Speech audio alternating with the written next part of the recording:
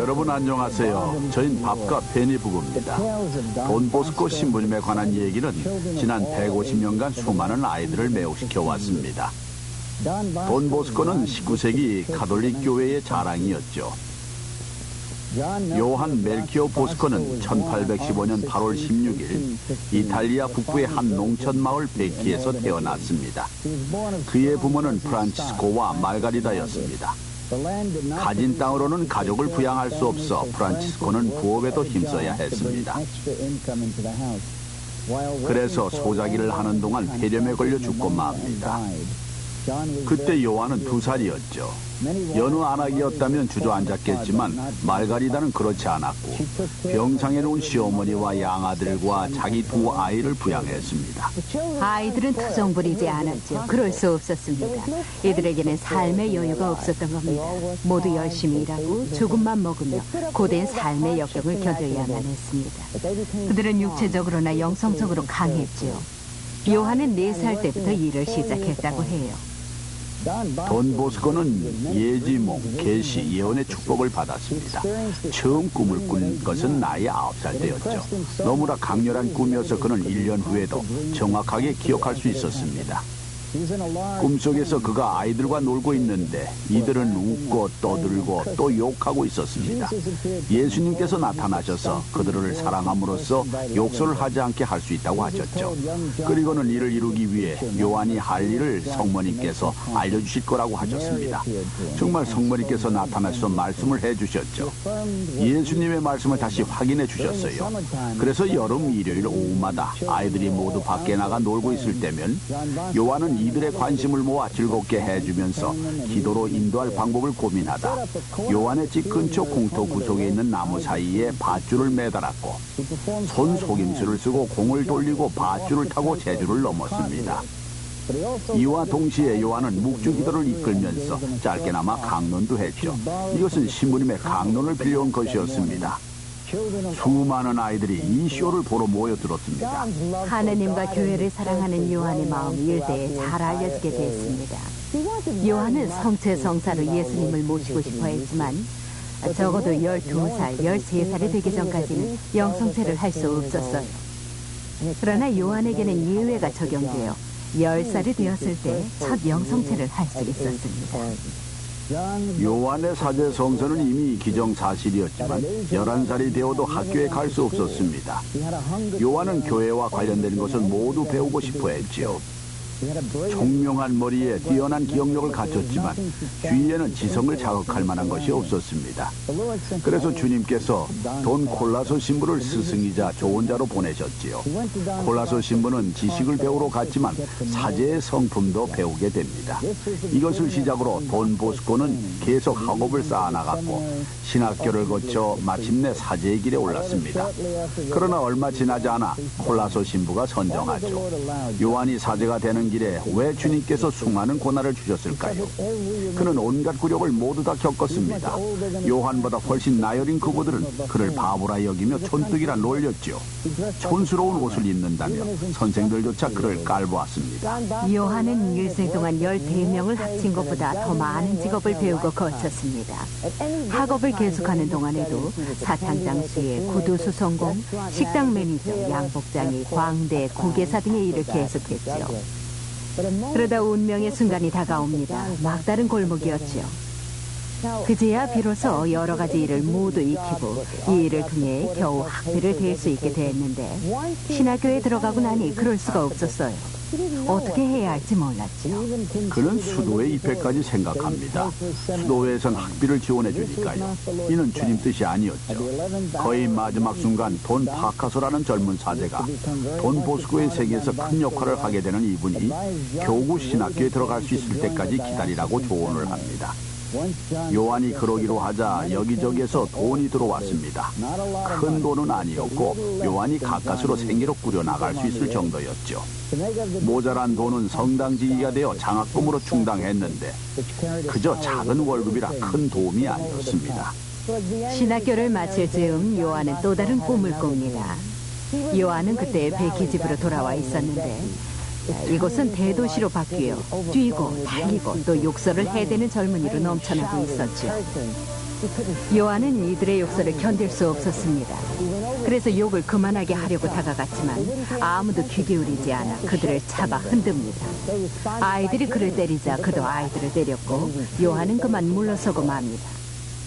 그날 꿈속에서 그때 입은 상처로 고통을 느끼고 있는데 신비의 남자가 나타나 아이들에게 돌아가라고 명령을 하죠. 그분은 또 요한에게 다가오는 어떤 아름다운 숙녀를 가리키며 내 어머니 말을 들으라고 합니다. 정말 아름다운 분이었죠.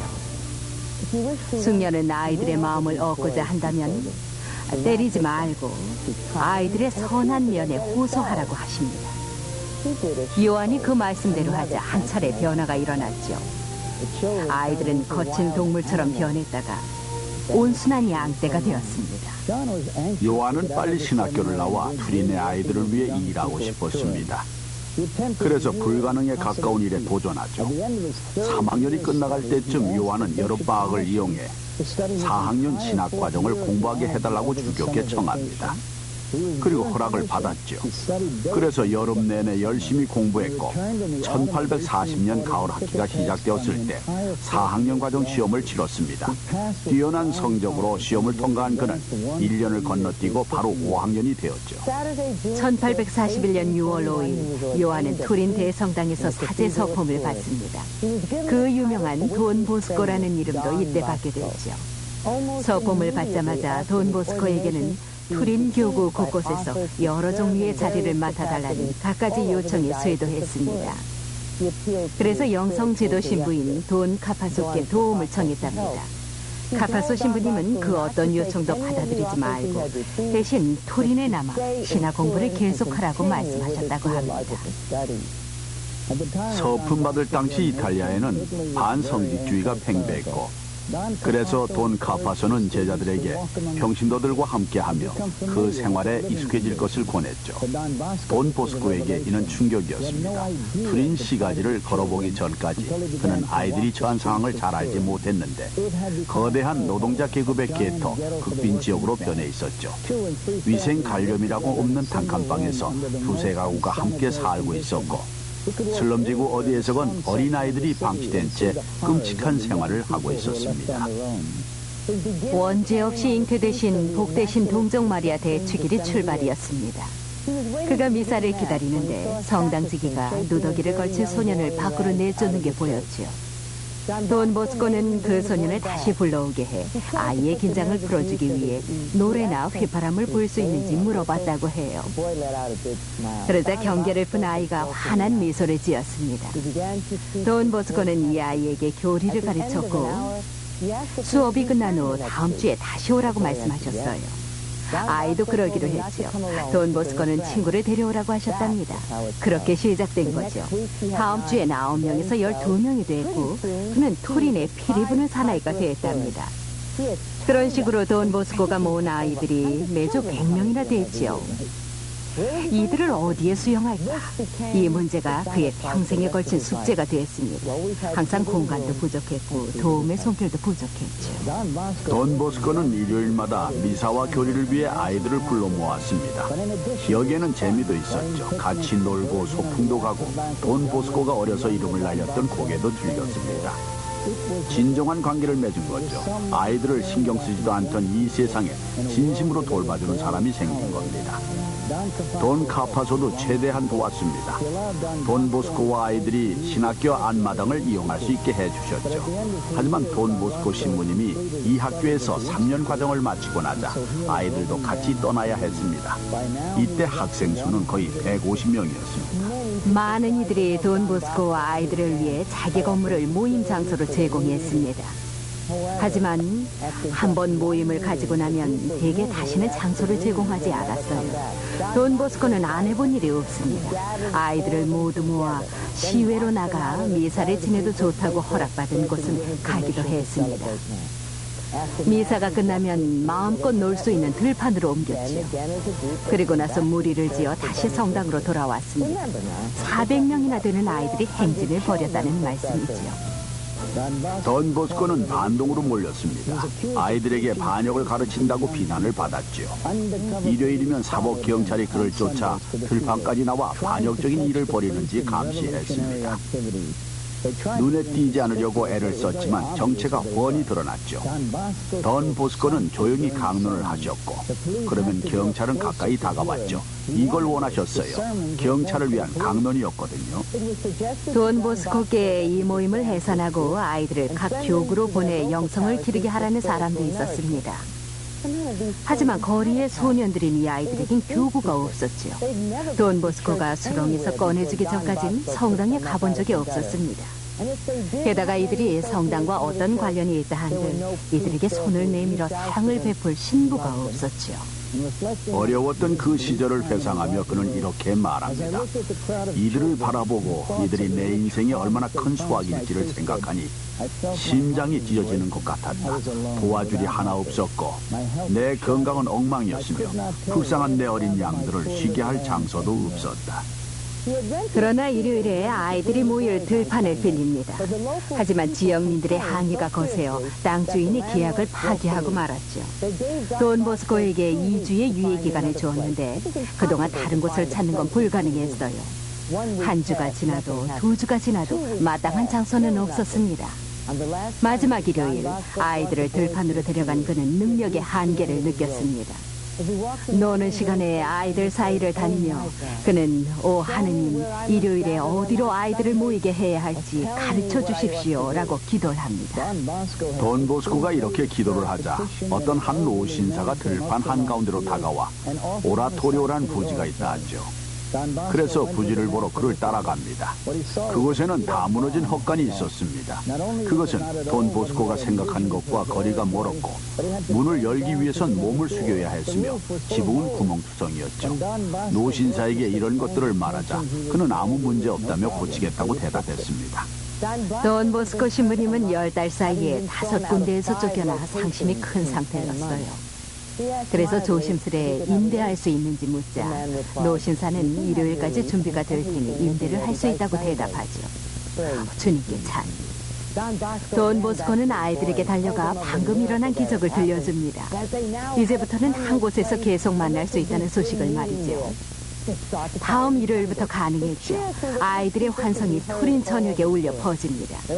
그날 아이들은 모두 열심히 기도를 하며 성모님께 감사의 묵주기도를 바쳤습니다. 성모님께서 하신 일임을 알고 있었죠. 돈 보스코는 심신양면으로 기력이 다했고 오라토리오 자리 문제가 해결되고 나자 건강이 악화되었습니다.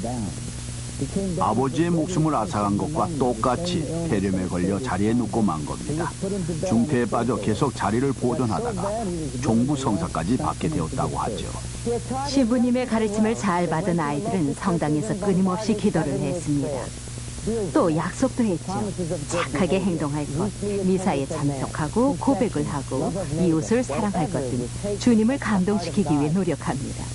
돈 보스코를 데려가지 마세요라는 간청이 하늘까지 닿았답니다.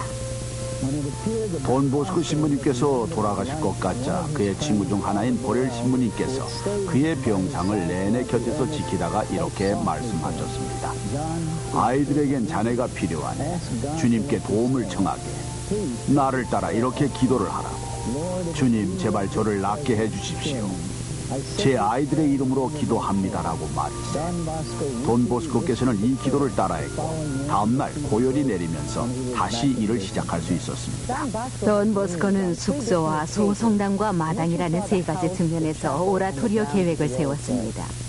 모임 장소로 쓰는 피나티니시 헛간은 여기에 부합되지 않았죠. 주님이 아닌 돈 보스코 생각 말입니다. 돈 보스코는 부지의 일부인 숙소가 마땅치 않았습니다. 창녀들이 살고 있었기 때문에 아이들에게는 좋은 본보기가 못 되었으므로 주님께서는 그를 그곳에 살게 하십니다. 하지만 신부가 장녀들의 거처에 산다는 건 스캔들이었죠. 그래서 그와 같이 살 사람이 필요했어요. 평판을 의심받아서는 안 되는데 그럴 만한 사람이 누가 있을까요? 어머니 말가리다라면 완벽하겠죠. 말가리다는 아들과 함께 주님의 뜻이라고 결론을 내리고 지체 없이 이사됐습니다. 말가리다는 처음엔 400명, 후엔 500명, 1년 안에 그 작은 오라토리오가 미어질 듯 늘어난 700명을 끌어안습니다. 돈 보스코께서 누구 하나 버리지 않을 것이었기 때문에 그곳에는 더 이상 단 한 명도 더 받을 수 없게 되어버렸지요. 그래서 모두 각지로 나가 하나가 아닌 2개의 오라토리오를 위한 재정 지원을 요청하기 시작한 겁니다. 어느 비오는 밤 돈 보스코 인생이 중요한 국면에 접어듭니다. 말 가리다가 숙소의 문을 열자 비에 젖고 헐벗은 고아 한 명이 서 있었어요. 그녀는 당연히 아이를 받아들였죠. 그때부터 얼마 지나지 않아 한 명에서 계속해서 늘어나기 시작했습니다. 돈 보스코는 피나티시로부터 집 전체를 빌려야 했는데 장녀들이 장사를 계속하고 있었으므로 결코 쉬운 일은 아니었죠. 그러나 결국 건물을 사들였고 여자들은 떠날 수밖에 없었습니다. 돈 보스코는 새 수도회를 세워야 한다는 소명을 느꼈습니다. 하지만 이를 시도할 때마다 장애에 부딪혔죠. 1852년은 수도회를 세우기에 최악의 시기였습니다. 유럽 내 반성직주의가 절정에 달한 시기로 예수회도 피에몬테에서 쫓겨났고 수녀회도 곳곳에서 쫓겨났고 투린의 주교도 프랑스 리옹에 유수되어 있었지요. 로마에서도 수도회를 줄이고 있었답니다. 하지만 돈 보스코는 수도회 창설의 최고의 시기로 봤습니다. 불가능한 일이므로 이것이 성공하더라도 그에게 공이 돌아올 리 없었지요. 그는 성 프란치스코 살레시오를 모델로 삼았습니다. 돈 보스코는 원래 성 프란치스코 살레시오를 존경하고 있었지요. 그분은 대단한 저술가인데다 당시 모든 이단에 대항해 끊임없이 투쟁한 일 중독자이기도 했지만 이 성인에게 있어서 가장 매력적인 장점은 그분의 다정함과 포용력으로 돈 보스코는 사람들이 이 점을 배우길 원했답니다. 돈 보스코께서 새 수도회를 창설할 거란 소문이 퍼지자 성공 여부를 두고 많은 이들이 내기를 했습니다. 하지만 그에게는 무기가 하나 있었으니 교회나 정부의 도움 없이 가난한 아이들과 고아를 돌본다는 수도회 철학이 장점으로 작용한 겁니다. 그가 지지를 얻어낸 방법은 정말 대단했습니다. 상류층 인사들은 실제 수도회 창설을 그에게 권했습니다. 정부도 후원하고 주교도 지지를 보내는 가운데 교황의 승인만 남게 되자 주님께서 주신 계시를 품고 로마로 갔지요. 파비아노 신부님께서 말씀하시길 돈 보스코께서 20번이나 로마를 찾으셨답니다. 첫 방문 때 그의 나이 43세였고 1858년이었죠. 목적은 교황bio 9세로부터 살레시오의 인가를 얻기 위해서였습니다. 시간은 걸렸지만 결국 인가를 받았다고 합니다. 결국 목적을 이룬 거지요. 당시 여기에는 아무것도 없었습니다. 그땐 방문만 하신 거였죠.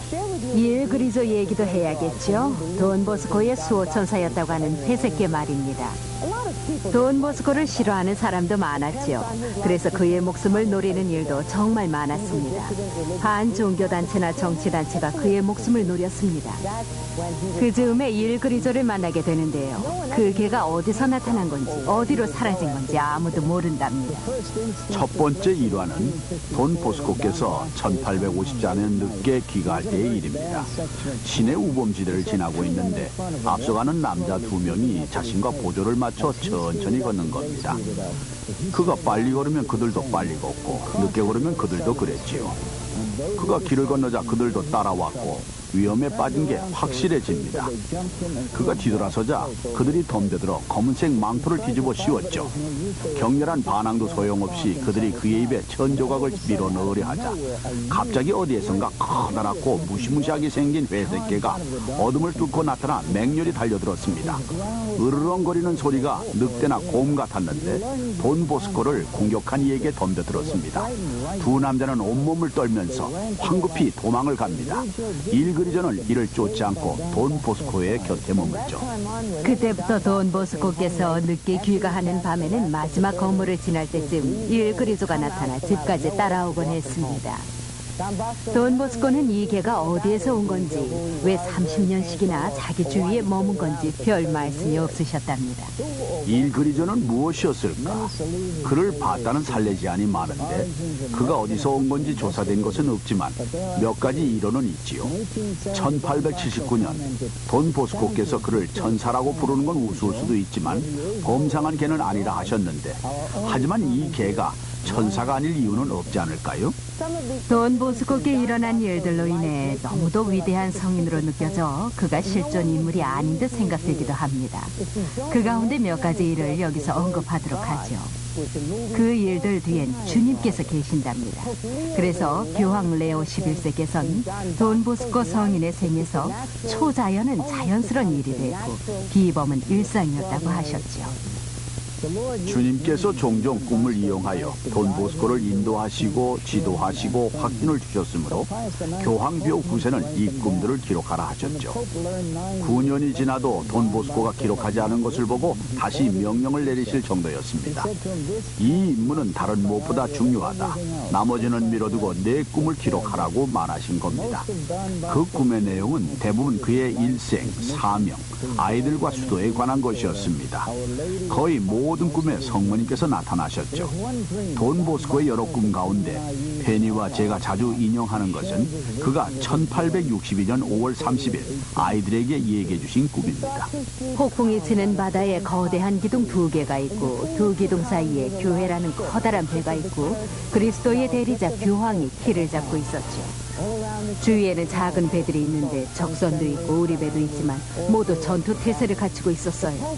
교황께서 거대한 두 기둥 사이에 배를 정박하려고 하시는데 큰 쪽은 성체이고 작은 쪽은 우리의 조력자 성모님이었죠.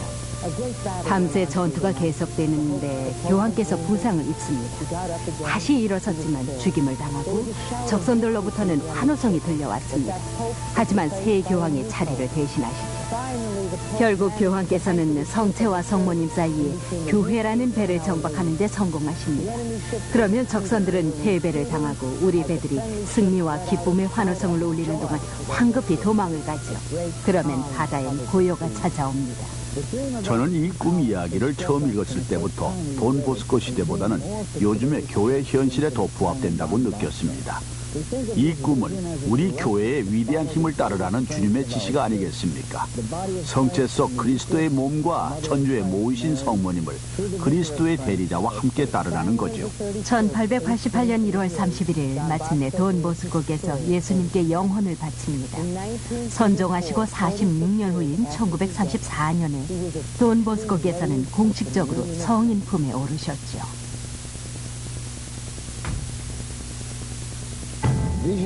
1870년 돈 보스코가 받은 계시는 1870년에서 1875년까지 교회 안팎에서 일어난 교황과 교회에 대한 심각한 도전에 관한 예언이었습니다. 우리 시대에도 적용되지 않은지 잘 들어보시죠. 남쪽에서 전쟁이 오고 북쪽에서 평화가 온다. 프랑스는 법으로 조물주를 인정하지 않게 된다. 조물주는 분노의 채찍을 휘두르시며 세 차례에 걸쳐 자신을 드러내실 것이다. 첫 방문 때는 작물, 가축, 인간의 파괴로서 프랑스의 자존심을 무너뜨리실 것이다. 두 번째 방문하실 때 유럽의 매운굴이라 지칭되어 마땅한 바빌론의 탕료 프랑스는 지도자를 잃고 카오스 상태로 빠져들 것이다. 세 번째 방문 때에는 외국의 지배를 받게 될 것이다. 너희 적들은 화염에 휘자인 왕궁과 폐허가 된 가옥과 더 이상 영웅이 아닌 자들이 피해졌는 모습을 볼 것이다. 그러나 북쪽에서부터 위대한 전사가 나타나니 오른손에는 깃발을 들고 팔에는 주님께 저항은 불가능하다라는 문장이 있을 것이다. 바로 그때 로마에서 존경받는 현인이 다가와 타오르는 횃불을 들고 그를 맞이할 것이다. 그러면 깃발은 커지고 까맣던 것이 눈처럼 하얗게 된다. 중앙에는 전능하신 분의 위대한 이름이 금빛으로 새겨져 있다. 전사와 그 추종자들은 존경받는 현인 교황께 겸손되이 고개 숙이고 손을 맞잡을 것이다. 이때 목자들의 목자인 교황에게 천국의 목소리가 들려온다. 너는 주교와 추기경이라는 협력자들의 경건한 조언을 얻을 것이다. 그러나 적들도 가만히 있지는 않을 것이다. 그는 교활한 수를 부리고 갖은 간교로 대항할 것이다. 내 조력자 가운데 불화의 씨를 뿌리고 내 아들들 가운데 적을 키울 것이다. 세속 권력들이 화염을 토하면 그것이 내 말씀을 전하는 수호자들의 숨통을 조이려 들 것이나 이는 성공하지 못한다. 커다란 해악을 끼치나 이는 자신에게 미칠 뿐이다. 서두르라. 매듭을 묶지 못한다면 차라리 자르라. 어렵다고 결코 주저하지 말 것이니 죄악의 히드라를 참수할 때까지 전진하라. 이 때문에 세상과 지옥이 전율할 것이다. 그러나 이 세상은 구원받고 신자들은 기뻐할 것이다. 주변에 조력자 2명만 두어라. 그리고 어디를 가든지 네게 맡겨진 임무를 수행하며 반드시 완수해야 한다. 시간은 빨리 흐르니 내게 약속된 그날도 다가오고 있다. 하지만 위대한 여왕이 너를 도울 것이다. 그녀는 과거에도 그랬듯이 언제나 가장 강력한 교회의 옹호자로 남을 것이다. 너 이탈리아여, 축복의 땅이여, 누가 너를 황폐하게 만들었느냐? 내 적이 아니라 친구들이 그러하였다. 내 아이들이 신앙의 빵을 구걸하는데 이를 나눠줄 사람이 없다는 것을 정녕 모르느냐?